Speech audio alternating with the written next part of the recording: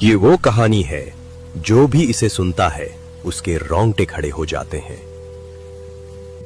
अरे इतनी बारिश में कहाँ चल दिए छाता लेकर? अरे बस चंदू की टपरी पर जा रहा हूँ। घर में बैठे बैठे मन अजीब सा हो रहा है। कम से कम आज तो मत जाइए, आज अमावस की रात है। अमावस की रात है? हाँ मुझे मालूम है। तो ये भी याद होगा 25 साल पहले आपके साथ क्या हुआ था? अरे हाँ हाँ गायत्री, मुझे अच्छे से याद है। मैं बस यहीं जा रहा हूँ, गांव के बाहर नहीं जा रहा। नहीं, आज मत जाइए, मेरा जी घबरा रहा है। एक तो अमावस की रात, ऊपर से आपकी तबीयत भी खराब है।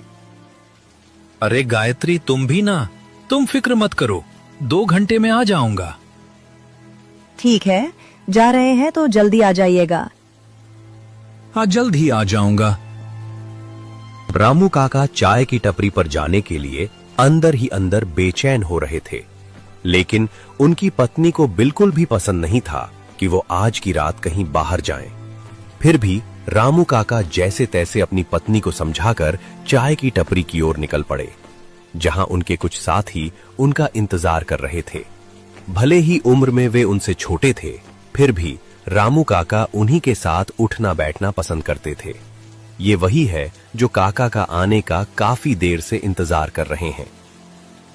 अरे यार, काका कहाँ रह गए? उनके बिना तो आजकल अकेले बैठने में मजा ही नहीं आता। सही कहा रितेश, इस समय तक तो काका आ जाते हैं, आज पता नहीं कहाँ रह गए। एक काम करते हैं, उनके घर ही चलते हैं। मैं नहीं जा रहा। पिछली बार याद है ना क्या हुआ था? उनकी बीवी कितना गुस्सा कर रही थी। सही कहा भाई, लगता है आज काका के बिना ही बैठना पड़ेगा। तीनों रामू काका का इंतजार कर रहे थे। तभी कुछ देर बाद रामू काका आते हुए दिखाई दिए। वो देख, काका आ गए। अरे हाँ, ये तो रामू काका है। अरे काका, हम तीनों को तो लगा था कि आप आओगे ही नहीं। हाँ काका, आपके ही बारे में बात चल रही थी अभी। अरे बारिश की वजह से लेट हो गया। कोई नहीं काका, आप बैठिए। आप जैसे ही आते हो अलग ही माहौल बन जाता है। रामू काका वहां बैठते हैं और बातों का सिलसिला शुरू हो जाता है। चाय की टपरी पर अचानक माहौल शांत हो गया। सभी की नजरें रामू काका पर टिक गईं और बारिश की आवाज के बीच उनकी कहानी शुरू होने ही वाली थी। आज किसकी बारी है कहानी सुनाने की? भूल गए काका, आज रविवार है।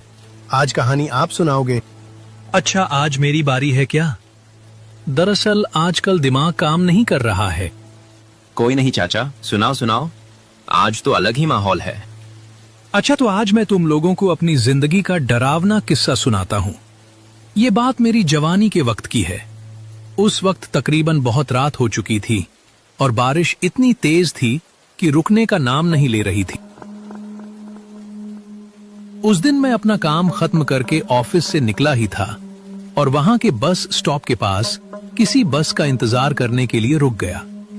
मेरे आसपास अब कोई भी नहीं था, वहां सिर्फ मैं ही इंतजार कर रहा था। कुछ देर इंतजार करने के बाद मुझे अंदाजा हो गया कि जो आखिरी बस थी वो भी छूट गई है। तभी मेरी नजर रोड पर पड़ी तो मैंने वहां एक अजीब सी बूढ़ी औरत देखी। वहां अंधेरा ज्यादा था, इसलिए मुझे साफ कुछ नजर नहीं आ रहा था। तभी आसमान में जोर से बिजली कड़की, जिससे मेरा ध्यान वहां से हट गया और जब दोबारा मैंने उस जगह पर देखा तो वहां कुछ भी नहीं था। ये बात मुझे अजीब लगी और मैं उसी बारे में सोच ही रहा था कि तभी वहां से एक खूबसूरत सी साड़ी में एक लड़की मेरी तरफ आने लगी।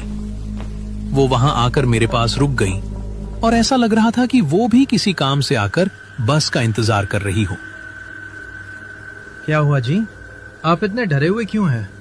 और इतनी रात यहाँ अकेले क्या कर रहे हैं? मुझे डर लग रहा है यहाँ बहुत। डर? किस चीज का डर? मुझे इस अंधेरी रात से और इस रास्ते से डर लग रहा है। क्या आपको डर नहीं लग रहा यहाँ? नहीं, मुझे तो डर नहीं लग रहा। इसमें डरने की क्या बात है? बस सिर्फ रात ही तो है और बारिश है, बस। अच्छा आप बताइए, आप इतने रात को अकेले यहाँ क्या कर रहे हैं और आप कहाँ जा रहे थे? मैं अपना काम खत्म करके घर जा रही थी और बस में जाने के लिए जब यहाँ आने वाली थी तभी मुझे सामने सड़क पर एक अजीब सी भूरी औरत नजर आई। इसी वजह से अब मुझे डर लग रहा है। उसकी ये बात सुनकर मैं डर सा गया, क्योंकि अभी थोड़ी देर पहले मेरे साथ भी ऐसा हुआ था। पहले मुझे लगा था कि शायद ये मेरा वहम हो गया, लेकिन वो मेरा वहम नहीं था। अच्छा, आपका घर कहाँ है? ये पास वाले रतनपुर गांव में है मेरा घर। अगर आप मेरे थोड़े से मदद कर लें और मेरे साथ वहां तक चले जाएं तो बहुत अच्छा होगा, क्योंकि बस तो जा चुकी है और मुझे अकेले जाने में डर लग रहा है। हाँ ठीक है, मेरे घर का रास्ता भी उसी गांव की तरफ है। चलिए आप मेरे साथ चलें, मैं आपको आपके घर तक छोड़ दूंगा। जैसे ही मैंने ये कहा, वो लड़की तो जैसे मेरे साथ जाने के लिए कब से तैयार बैठी थी, और अब उस सफर पर हम दोनों साथ में निकल पड़े। हम दोनों पूरे रास्ते बातें करते जा रहे थे। मुझे जो पहले थोड़ी सी डर लग रही थी, अब बिल्कुल भी नहीं लग रही थी, क्योंकि अब मेरे साथ वो लड़की भी उस सफर में थी। हम दोनों पूरे रास्ते उस बारिश में भीग रहे थे। पूरे रास्ते में अजीब अजीब सी आवाजें हमें आ रही थी। एक जगह तो हमें ऐसी आवाजें आने लगी जैसे कोई दूर खड़ा रो रहा हो। हम दोनों रास्ते पर चलते गए और वो रोने की आवाजें उतनी ही आती रहीं। फिर हम दोनों एक जगह पर रुक गए। अरे आपने कोई आवाज सुनी क्या? जी, कैसी आवाज है? अरे ऐसी आवाज जैसे कि कोई इस सुनसान जगह पर कहीं दूर बैठा रो रहा हो। हाँ, तो क्या तुम्हें भी ये आवाजें आ रही हैं?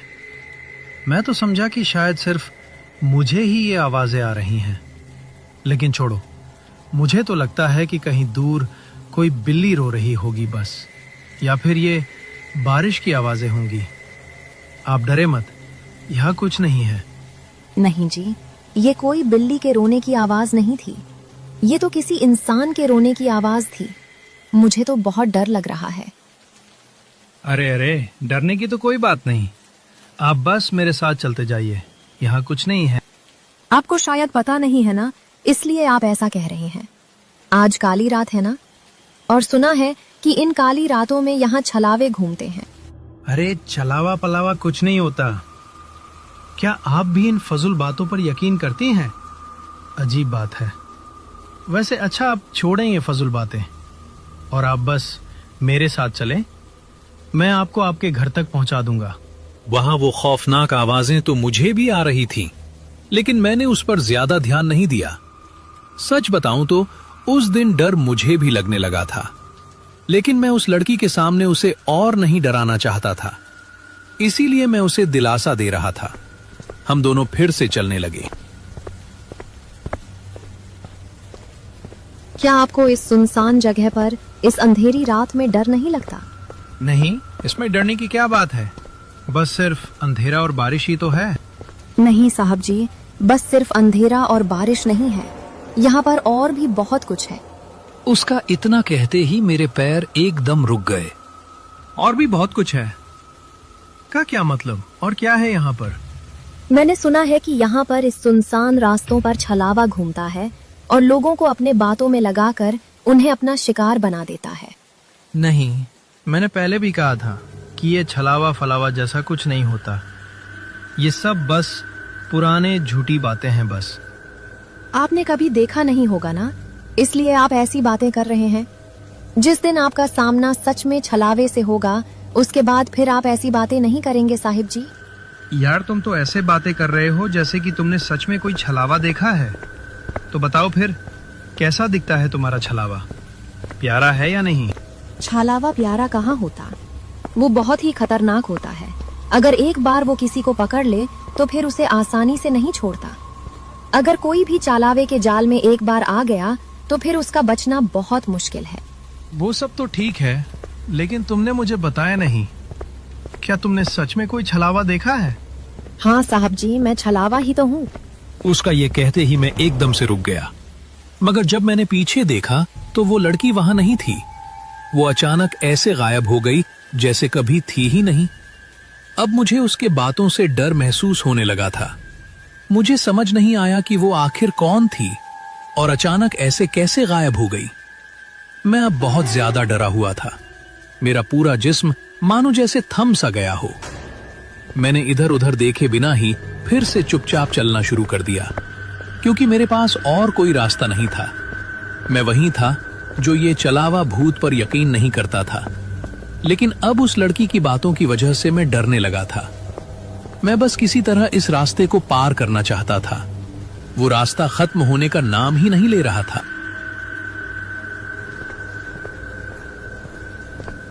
अरे साहब जी, क्या हुआ? आप तो लगता है डर गए। ये आवाज सुनते ही मैं एकदम रुक गया और पीछे देखा तो मेरे होश ही उड़ गए। अब वहां पर वो लड़की फिर से खड़ी थी। अब मुझे उस लड़की से बहुत डर लग रहा था। अरे तुम कहाँ चले गए थे? अरे साहब जी, आप तो डर ही गए। मैं तो बस आपके साथ मजाक कर रही थी। तुमने तो मुझे सच में ही डरा दिया था। लेकिन साहिब जी, आप तो कह रहे थे कि आप चलावा पलावा से डर नहीं लगता, तो फिर आप किस चीज से डर रहे थे? उसके इस सवाल का अब मेरे पास उस वक्त कोई जवाब नहीं था, इसलिए मैं कुछ न बोल सका और चुपचाप वहां से हम दोनों साथ में दोबारा जाने लगे। देखो लड़की, रात के वक्त इस तरह के मजाक ठीक नहीं होते। क्यों साहब जी, आप भी मेरे मजाक से डर गए थे ना? नहीं, मैं डरा नहीं था, बस थोड़ा सा परेशान हो गया था कि तुम कहाँ चले गए।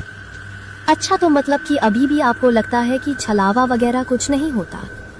अच्छा, तुम अब बस ये बातें छोड़ो ना, कोई और बात करते हैं। अच्छा देखो, अब बस हम घर पहुंचने ही वाले हैं। नहीं साहब जी, घर तो अभी बहुत दूर है। लगता है कि तुम्हारा इस रास्ते से ज्यादा आना जाना रहता है, इसलिए तुम्हें रास्तों का पता है। क्या हर रोज इस रास्ते में अकेले जाने से तुम्हें डर नहीं लगता? क्योंकि यहाँ तो इस वक्त कोई भी नहीं जाता। नहीं साहब जी, मुझे डर क्यों लगेगा, क्योंकि मैं खुद एक छलावा हूँ। तुम भी वैसे अच्छा मजाक कर लेते हो। इस बार मैं कोई मजाक नहीं कर रही। उसका इतना कहते ही मैं दोबारा रुक गया और पीछे देखा, तो अब पीछे वो लड़की दोबारा से गायब हो चुकी थी। ये देखकर अब मैं सच में बहुत घबराया था। देखो लड़की, रात बहुत हो चुकी है और हमें जल्दी गांव पहुंचना है, तो प्लीज ऐसा मजाक बार बार मत करो। मुझे वैसे भी ऐसे मजाक बिल्कुल भी पसंद नहीं। अब चलो, मजाक ना करो और जल्दी से बाहर आओ। अब हमें घर भी पहुंचना है। मैंने उसे बहुत आवाज दी, लेकिन वो बिल्कुल भी बाहर नहीं आई। देखो, अगर तुम 1 मिनट में बाहर नहीं आए तो मैं इस बार तुम्हें यहाँ अकेले छोड़कर चला जाऊंगा। मैं सच में इस बार तुम्हें यहाँ छोड़कर चला जाऊंगा, तो प्लीज अब निकलो। अब मेरे बार बार कहने पर भी वो बाहर नहीं आई और मैंने वहां से जाने का सोच लिया था, लेकिन मुझे उस लड़की की भी थोड़ी फिक्र हो रही थी। आखिरकार रात बहुत काली हो चुकी थी और बारिश भी थी, इसलिए मुझे वहां से जाना ही ठीक लगा।